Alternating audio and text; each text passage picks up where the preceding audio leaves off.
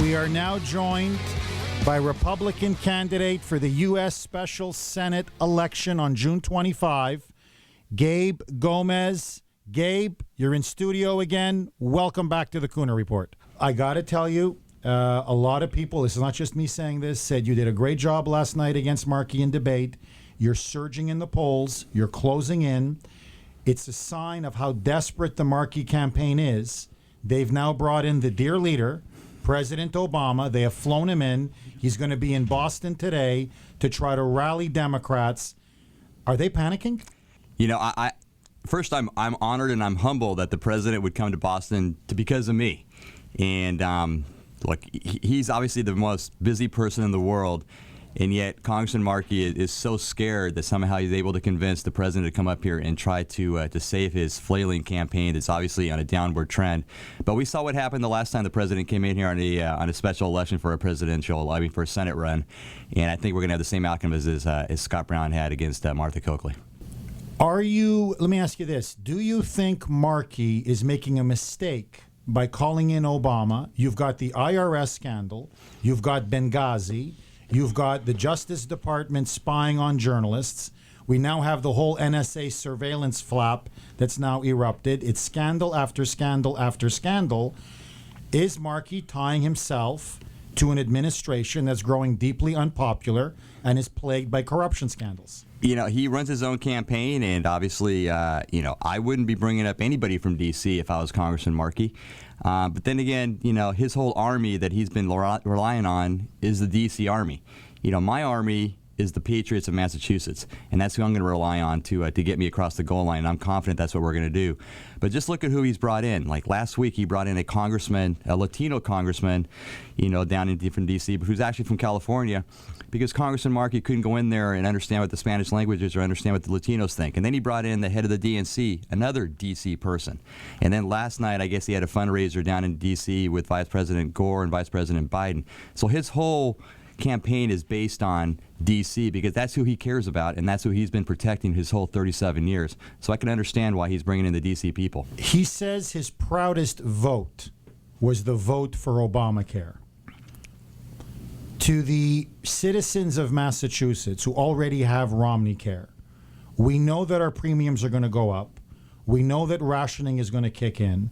We know it's going to hurt a lot of people in this state in terms of rising health care costs and the quality of care they can get. Is this Markey's biggest albatross, in your view? I think it's definitely one of his biggest albatross. If Congressman Markey had actually spent time up here in Massachusetts, he would know that we have a health care program since 2004 for the whole state. And now what he's done is he's put on top of that a federal health care program, the Affordable Care Act, Obamacare. So now not only are we having to deal with, the federal Affordable Care Act, but now we're going to have to subsidize all the other states when in reality the states should have been able to do it for themselves. They could have taken the model that we have here and done it themselves. But now we have an Affordable Care Act where Congressman Markey is going to force the residents of Massachusetts to pay for the health care of all the rest of the country. And if you talk to any of these small business owners, any of these families out there, they'll tell you that their biggest concern is the rising health care costs. And now it's actually going to be even worse because of the Affordable Care Act. Markey has voted at least 271 times throughout his congressional career to raise taxes. He may be one of the biggest tax hikers in the history of Congress. What do you make of that? Do you think that's going to hurt him with middle-class voters, with working-class voters, with business people? Is he an enemy of the taxpayers of Massachusetts? Look, there isn't a single time in Congress in his 40 years down there that he can point to where he did not vote to increase taxes. Not a single time. He was asked about a couple of weeks ago by a Boston Globe reporter who you would think would be friendly, saying, is there a single time where you've gone against the Democratic Party and not voted to increase taxes? And he couldn't come up with a single answer, and he still hasn't been able to come up with a single answer in over 2 weeks. He's voted almost 300 times to increase taxes on the American people over the last 37 years. If you look back to the year 1976, when I was literally playing Little League Baseball and Tom Brady wasn't even born yet and Congressman Markey first got down there, the national debt was $680 billion. Now, I was just an 11-year-old kid who didn't even know what the word trillion was at the time. it is now $17 trillion. I mean, Congressman Markey is D.C., and he is the national debt. And he is the reason that we have the national debt. He's voted 31 times to increase the national debt ceiling. He's voted 6 times to increase his own pay, one time for over 40%. And then he expects us to not think that the national debt is not his problem and that the one that he created. It's beyond disbelief. He recently released his tax records, but the address was redacted. That was what stood out to me right away.